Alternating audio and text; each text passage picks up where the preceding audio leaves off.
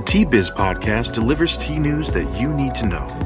A recap of the week's major headlines with commentary and cultural trends hosted by Dan Bolton. It is the voice of origin for tea professionals and enthusiasts worldwide.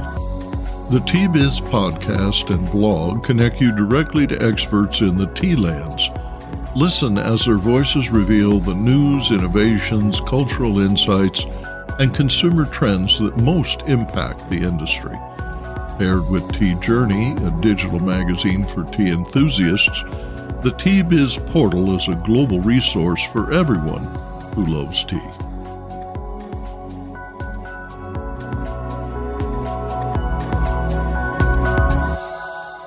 Hello, everyone. Here are this week's headlines. Sri Lanka survives a catastrophic cyclone. Assam pivots to innovation to secure global tea leadership.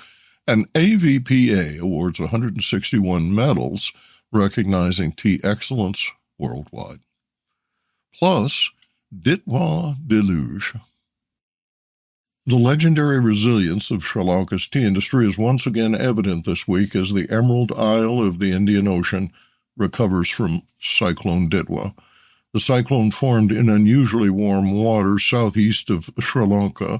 The slow-moving storm, which sustained winds of 45 miles per hour, released 19 to 21 inches of rain over 72 hours, causing landslides in part of the central highlands and severe flooding across a wide area of the 150-mile-wide island, where rainfall exceeded 300 millimeters. That's 12 inches of rain.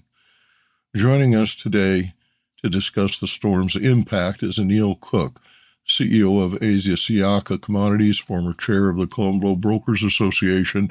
He currently serves on the Sri Lanka Tea Board. More in a minute, but first, this important message. What happens when businesses along the tea supply chain get together and support women and children in tea communities? The Mother and Child-Friendly Seal for Responsible Business is creating long-term positive impacts, making your cup of Ceylon tea all the sweeter. Learn more at srilanka-motherandchildseal.org.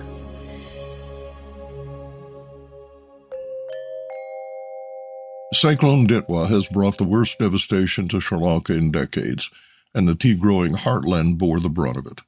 Over the past week, our correspondents in Uva and the central province have described a landscape transformed, slopes stripped bare, entire valleys reshaped, and once lush tea gardens cut through by deep scars of mud and rock. The human toll is staggering. The National Disaster Management Center lists 410 confirmed dead and 1,800 injured, with 336 still missing, many from hill country plantation communities where worker housing collapsed under massive landslides. At least 10 bridges were damaged and additional disruptions to rail and power networks nationwide. Rescue and relief workers report 15,000 homes destroyed and 200 impassable roads. More than 400,000 Sri Lankan families have been affected, and over 233,000 people remain displaced in emergency shelters. For the tea sector, the damage is immediate and long-term. In Badula district, especially in Bandawara, Aptatali, Ila, and Willamata, entire hillsides of mature tea have been wiped out. Some estates have lost 40 to 60% of their standing bushes. Internal estate roads and several smallholder buying centers have been destroyed. State-owned tea factories, however, were largely spared. In Kandy district, where a single highest death toll was recorded, landslides have cut off critical hill routes, leaving factories idle and green leaf stranded. Nuwara Eliya has also seen widespread disruption, with slopes destabilized and worker communities displaced. Matali reports severe mudflows and high household destruction. Many estates estimate it will take months to rebuild roads, replant fields, and restore worker housing. Beyond the physical destruction, the social fabric of the tea lands has been deeply shaken. Many workers have lost homes, family members, or both. Labor turnout has collapsed as communities focus on recovery and search efforts. As the situation develops, Tea Biz will continue on-the-ground reporting. But the message today is clear. Cyclone Ditwah has reshaped Sri Lanka's tea country, and its impact on the global orthodox market will be felt into 2026. Zara Afshar, Legal and Human Rights Counsel at Ukmant Tea, commented on the situation in Colombo in this eyewitness report published on LinkedIn. I'm back in Colombo now, and the rains have stopped. The sun is out. The flooding in the city has gone. But I know that's not the case inland and around the rest of the country. Up country, we're hearing that a lot of the roads have been destroyed by landslides. The tea estates are even more cut off than they were before. Some are even saying that it'll be hard for them to have food, to get access to food. Rations, the electricity and the phone lines have been down for days, and people can't access the tea growing regions because there are just literally no roads going up to the up country. So it's going to be a tough couple of months in Sri Lanka, especially in agriculture and farming. A lot of the food has been washed away, crops have been washed away. The tea plantation is a little bit more resilient, obviously, but the new plants are all being washed away, and the soil erosion has been really, really devastating for the estates. Some housing have been washed away. Some of the tea workers' houses have been washed away. So it's hard to really know what the damage is at this stage, but we're really working hard to find out and see how we can help. The phone lines, as I mentioned, are down, so it's going to take a few days. But I'm not going to be able to travel to the tea estates, which is really sad. And it's really sad that I was here to witness all of this. But in a way, it's been really insightful for me to really understand the climate conditions, weather patterns, the vulnerability of the region. We take it for granted that tea just appears in our tea bags, but there's a lot that goes into it. And farming is so fragile. This is Thalanja Silva reporting for TViz from Sri Lanka. We first felt the effects of Cyclone Ditwah on Thursday.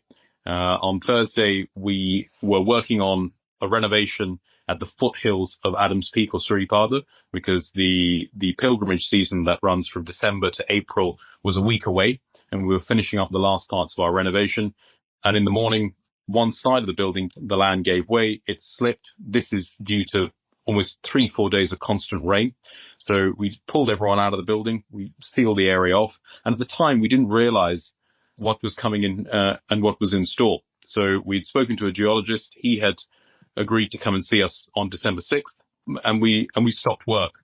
That night we were hit with torrential rain, very high wind, which knocked out the power supply, which knocked out the phone lines, and we saw another smaller slip on the other side of the building occur, which went down into the river.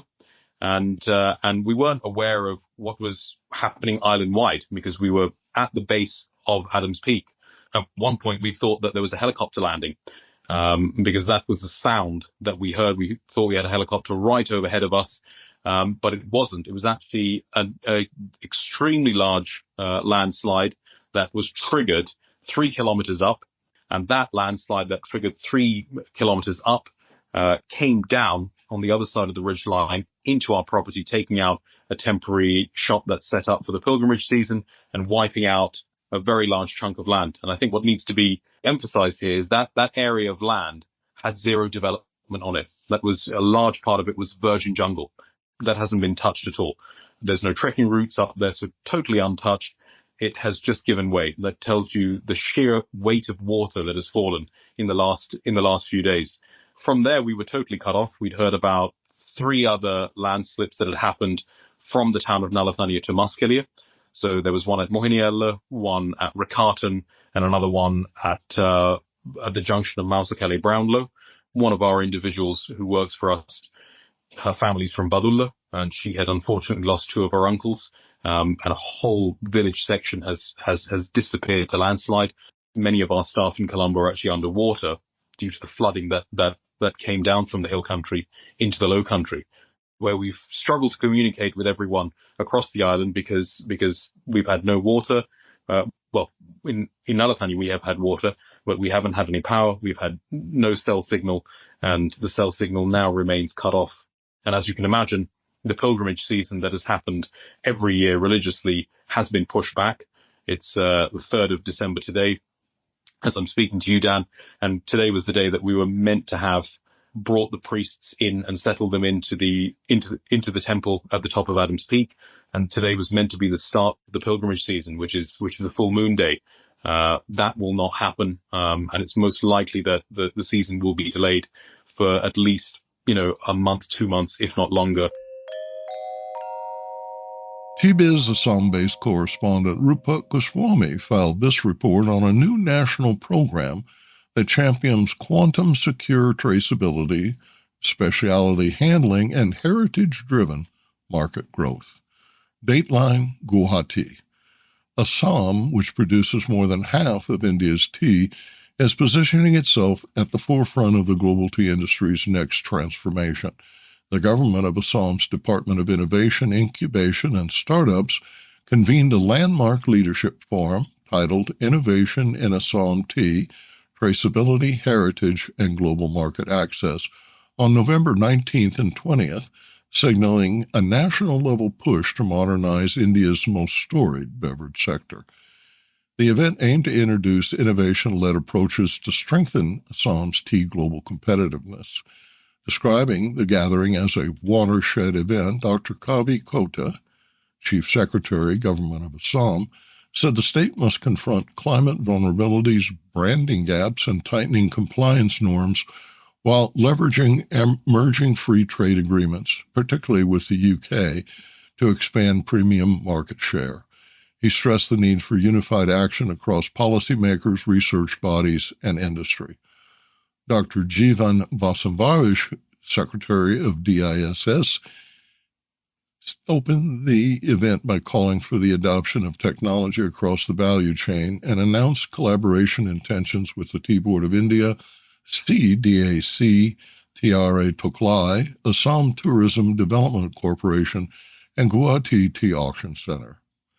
Senior central officials presented a unified case for innovation-led sectoral renewal. S. Krishnan, Secretary of the Ministry of Electronics and Information Technology, highlighted quantum-safe digital trust systems under DPIIT Digital India. Rajesh Agarwal, Commerce Secretary, called for GI-based brand narratives to strengthen global perception. Amardeep Singh Bhatia, Secretary of the Department of Promotion of Industry and Internal Trade, assured Startup India and support to tea innovators. And C. Murugan, Deputy Chairman of the Tea Board of India, outlined youth-focused export promotion strategies.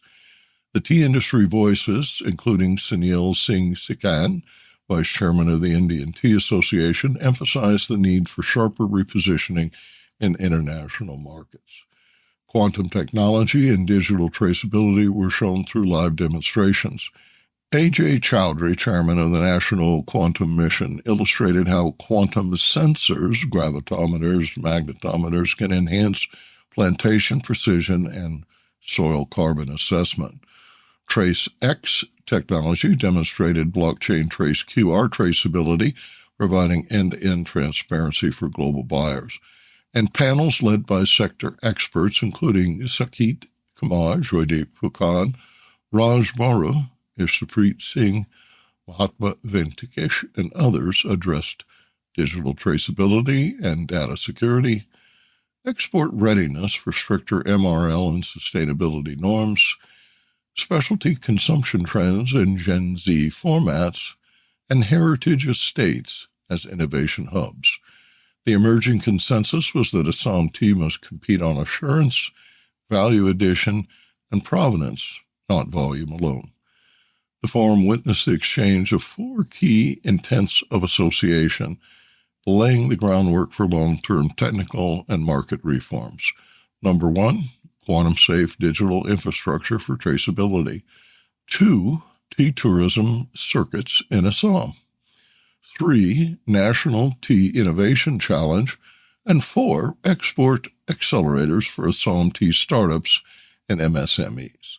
Taken together, these initiatives aim to future-proof Assam tea against global standards while enabling homegrown innovation.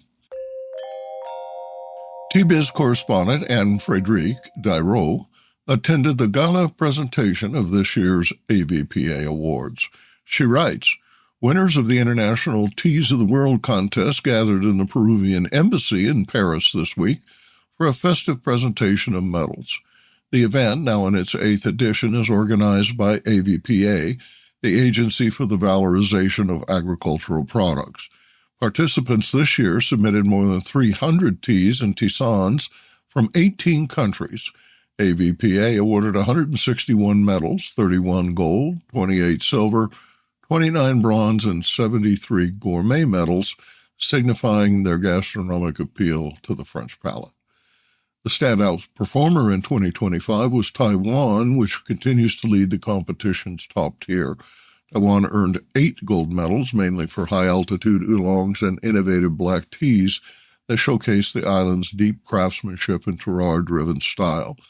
China followed with 4 golds, mainly in the oolong and scented tea categories. In comparison, India secured 3 golds, all from the Darjeeling region, an impressive display focused on first flush, white, and second flush artisanal lots. Regionally, East Asia remains the strongest area by far, with Taiwan, China, Japan, and South Korea collectively winning more than half of all the gold medals. South Asia, led by India, stays competitive, but mostly wins silver and gourmet categories rather than gold.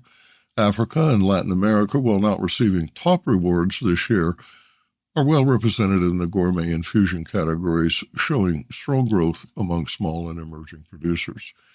Director Philippe Juglar expressed, quote, "Our sincere thanks to the Embassy of Peru in France, especially to His Excellency Ambassador Rolando Ruiz Rosas Cantanario, for their warm hospitality and invaluable support, which played a major role in the success and quality of the event," end quote. The AVPA structure, judging teas according to the gastronomic criteria rather than a traditional origin standard, continues to reward creativity, aroma complexity, balance, and potential for culinary pairing. This year's results underscore a widening field of producers who are treating tea as a crafted specialty product rather than a commodity. Ksenia Kasherskaya Hilip, who manages the competition, said the quality of teas entered in the contest continues to improve, both in aroma and technical skill, reflecting increasing expertise and a strong dedication from producers worldwide. Once again, we were excited to welcome outstanding teas and infusions from many countries, showcasing the contest's geographical and cultural diversity. A notable recent development is the participation of 5 new French tea plantations, compared to only 1 in the previous 3 editions. Some even presented multiple teas and received rewards. The black tea from Maison du Breton plantation was even honored with technical jury member Karush Baruska's coup de coeur, indicating the judge's heartfelt favorite. These very small producers are now competing in the big league. Several diplomatic missions attended the event, especially those from Saudi Arabia, Azerbaijan, Brazil, China, South India, South Korea, Portugal, and the United Kingdom, as well as Sri Lanka. Their support underscores the importance placed on sustainable development and promoting small tea producers, and they were the ones who received awards when the producers couldn't attend. The AVPA recognized Karine Vaudry, president of the technical jury, and all members of the technical and gastronomic journeys. Their expertise, availability, and professional rigor were essential to the success of the 8th edition. Without their skills and dedication, the contest could not have achieved the level of excellence for which it is known, said Juglar. Business Insight. This 8th edition confirms the international tea community's growing commitment and reinforces AVPA's mission to promote high-quality teas from diverse terroir. For the global tea trade, these medals serve as indicators of rising origin, shifting flavor trends, and the premiumization of loose-leaf tea worldwide. And by the way, congratulations, Anne. whose Sanskriti collection teas were awarded 3 gourmet medals. This is the Tea Biz Podcast Tea Price Report for week 48, ending November 28, 2025. Here are the week's tea prices from the world's major tea auctions. In Colombo, prices moved higher again. The weekly average reached $2.11 per kilo, supported by strong interest in bright, high-grown teas. Limited offerings kept the market firm, and Middle Eastern buyers remained active. In South Asia, CTC teas held firm. The weekly average was 183 rupees per kilo, with steady blender demand across Kerala and the Nilgiris. Leaf conditions improved and packers continued seasonal restocking. At Mombasa, prices softened slightly. BP1 grades averaged $1.87 per kilo, down 2 cents from last week. Higher withdrawals signaled resistance at the top of the market, though warehouse stocks remain below last year's levels. Across origin, input costs continue to shape pricing. Sri Lanka's weak currency, high fertilizer and diesel costs in Kenya, and rising electricity charges in India are all reinforcing firm price floors. Looking ahead, the tone is mixed but stable. Colombo and South India are expected to stay firm into mid-December, while Kenya may fluctuate slightly as Rift Valley output recovers. Year-end packer demand in Gulf and Europe should help overall pricing. That's your tea price report for episode 228, week 48, ending November 28. For expanded coverage, visit www.teajourney.pub and select Tea Biz Price Report. And now, a word from this week's sponsor. Hi, I'm Nish. I grew up in an organic tea farm and founded Nepal Tea Collective in 2016. Tea is not just a beverage for me, but a catalyst for social change, sustainably empowering hardworking artisans like my parents for the past 30 years. I'm on a mission to make the whole world aware of the goodness of Nepali teas and the good that comes from supporting growers in this remarkable land. If you haven't tasted Nepali teas yet, you're missing out. Our award-winning teas are making headlines. Find out why. Visit Nepal Tea Collective's website to get a free sample of this extraordinary taste of the Himalayas. That's nepalteacollective.com. Or just send me an email at nish, Nish, at nepalteacollective.com. Cheers.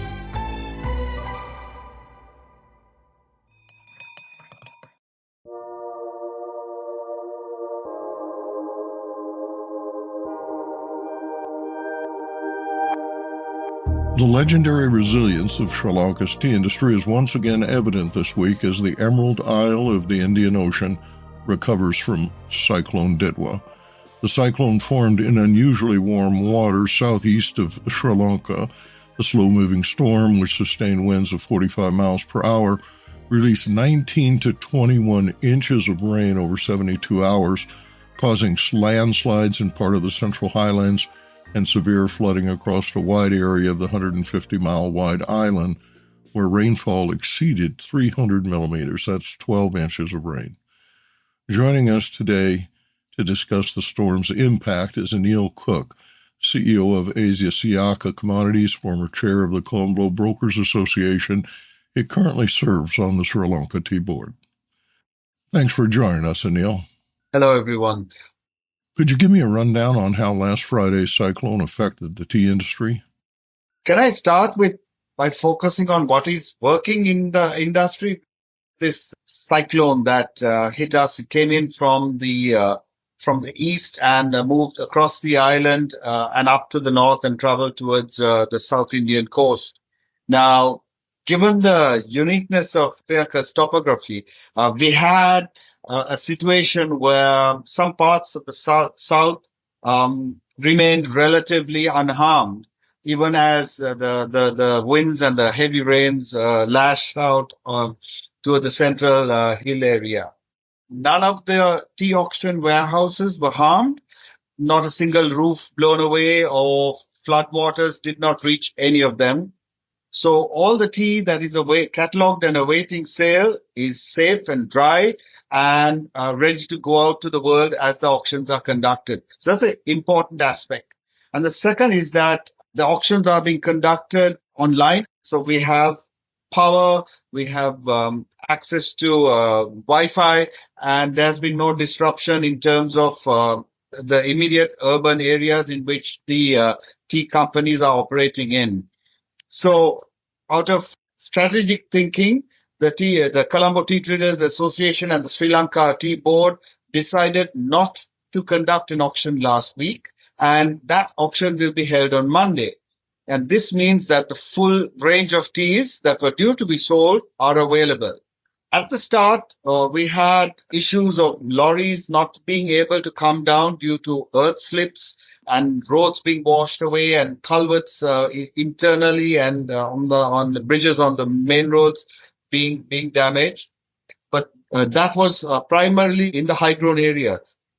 Almost all of the low country remains untouched. There was heavy rain which slowed down growth and the usual climate-related a disruption to everyday routine. But by and large, the low country teas, which account for more than 60% of national harvest, remains untouched. So as we climb up towards the mid-grows, that is first on the eastern slopes, and then we go on to the western slopes, we found quite a bit of damage to the delivery network. Some of the roads were damaged. And interestingly, none of the tea factories are damaged. So all tea factories are able to resume manufacture because almost all of them have generators and they're capable of manufacture.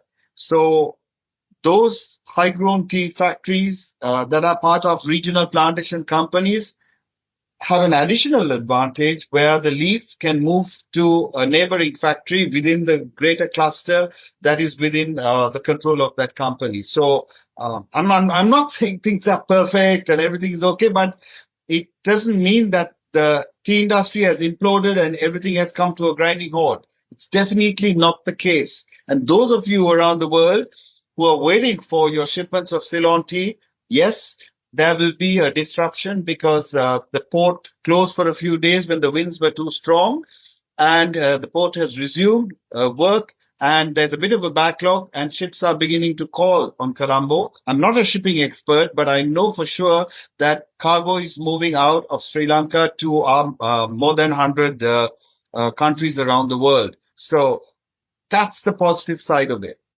Unfortunately, Sri Lanka has a lot of practice dealing with crisis over the years. So we have organizations that have built-in mechanisms to cope with issues such as this. We've been helping each other. The Tea Traders Association right now, even as we speak, is meeting to plan the next steps to keep this industry going without disruption. And the news that we got last night is that we have decided to have an extra auction in the last week after Christmas. So on the 30th of December, there would be an additional sale that we had not scheduled. That would suck up the volume that was due to go in this week, and will be available and keep the cash flows going for the tea producers. And then the regular auctions through January would take place. Remember that Sri Lanka is always in season, and the dry, cold weather that comes in on the western side, the western Dimbula quality season, will come in soon in December and going into January all the way to March. So that season will be on track. There's no reason why there should be any disruption to it. Meanwhile, we have to do a lot of work as a country to get our infrastructure back, the roads and for the free movement of goods. And that will take place with the government stepping in. But the stakeholders are up and running, and we are determined to retain the trust and we have with our buyers around the world. And we will deliver as we have in the past. Tea growers in China last spring and in India this fall experienced similar bouts of torrential rainfall leading to mudslides and deaths. Then, tragically, the number is now reaching 400. There's a similar number unaccounted for. Quite a few of those deaths are in and around tea growing areas. We had a whole village that went under in a mudslide in the mid-country on the western slopes. And yes, there have been isolated deaths on tea gardens resulting from primarily mudslides and the strong rains. I mean, little creeks turned into massive streams, dragging people away. But one thing that we have that works for these gardens is that a lot of the cottages and so on the higher slopes. So if those slopes remained intact, and most of them did, then people were not harmed, and there was the workers were warned in advance, and they've moved out, and they're receiving protection and assistance where necessary. And don't forget, the plantation companies have this superb support system internally. No one's doing business in isolation, so they have the capacity to move resources to where it's needed really quickly. They are moving ahead without waiting for government to come in. There are organized assistance mechanisms in place. They are kicking in. And I think the primary contribution will come from the government in terms of clearing up these roads. So and to overcome the landslides and getting food to all these people. It's not perfect. It's not a beautifully choreographed initiative, but people are being cared for. And I would think that some of these gardens would be getting back into picking their leaves and commencing manufacture sooner than later. You can help. Donations to the Sri Lanka Red Cross, UNICEF Sri Lanka, and Sarvaya Satarama movement directly support shelter, clean water, medical care, and rebuilding in the hardest-hit tea districts. The Plantation Human Development Trust is coordinating support for estate workers and housing-line communities. Visit redcross.lk, unicef.org/Sri Lanka, or sarvada.org/donate, or phdt.org.lk. Together, the global tea community can make a difference. There's been a tremendous outpouring of concern and wishes for our safety, and we've seen the Canadian Tea Association has moved fast to see how they could assist. We know we have friends, but it's time like this that it really matters when we know that people are reaching out. The best thing you can do, I would think, is have one extra cup of pure Ceylon tea. That would get an economy back up. That I will gladly do. Cheers, Anil.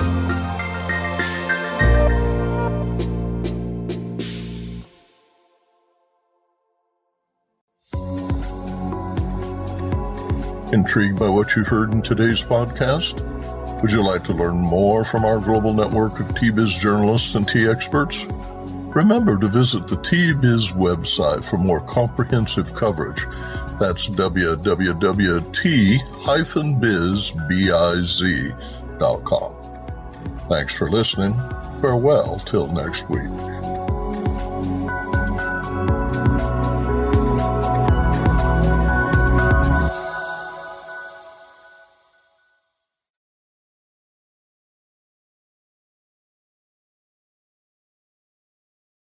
Produced by Adavita Studios. Connect your voice to the world.